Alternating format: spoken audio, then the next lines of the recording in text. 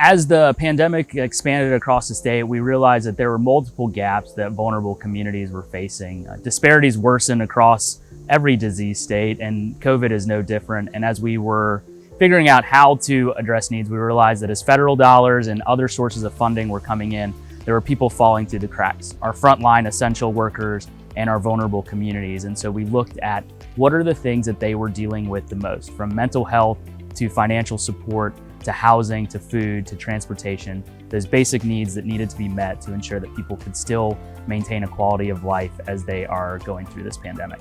To date, the fund has raised over $5 million to support communities and has undertaken 2 rounds of grant making, supporting $3.2 million across all 100 counties in North Carolina. Our concern was that our patients were not seeking medical care, which means most likely their care is being lapsed somewhere in there. We also saw a significant decline of patients using the emergency department, which meant that people were staying at home even when they were sick. So we really took that as an opportunity to expand a mobile project.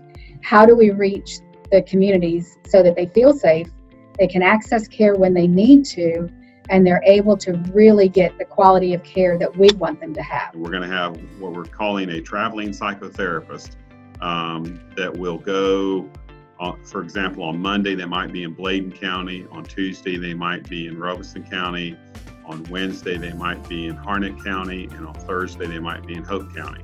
So all 4 of those counties can be covered 1 day a week by a mental health provider who can help meet the needs of our employee population. At the same time, having that mental health provider in those locations helps meet the rural underserved population, because one of the biggest factors that we've got on an ongoing basis with mental health providing services is lack of transportation for any kind of distance. Alexander County, and it's a rural county. It does not have a hospital system. It just has a couple practices, and then there's an urgent care center there. So this population that we will be delivering these modalities to will actually be in a rural setting that has a lot of poverty in it, a lot of transportation issues, a lot of trouble trying to find ways to get to a doctor's office.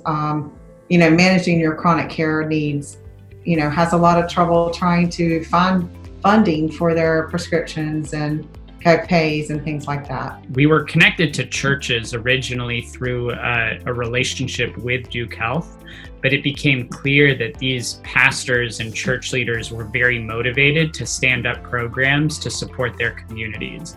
And this would also be a way that we could really reach African Americans who otherwise have poor access to healthcare, and in terms of building and implementing technologies, may not really trust technologies that are introduced to them by outsiders to enter their data and engage in a longitudinal support program. People clearly understand that there's a need to support those who need the most help. And in order to do that, we have to be coordinated. In North Carolina, there's never been a collaborative fund like this in a disaster relief effort.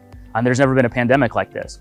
We're really great when it comes to hurricanes or natural disasters, but we've never dealt with anything like this before. And so it was really exciting to see partners come together across the state to figure out a way to help those that need the most help during one of the most trying times in our lifetime.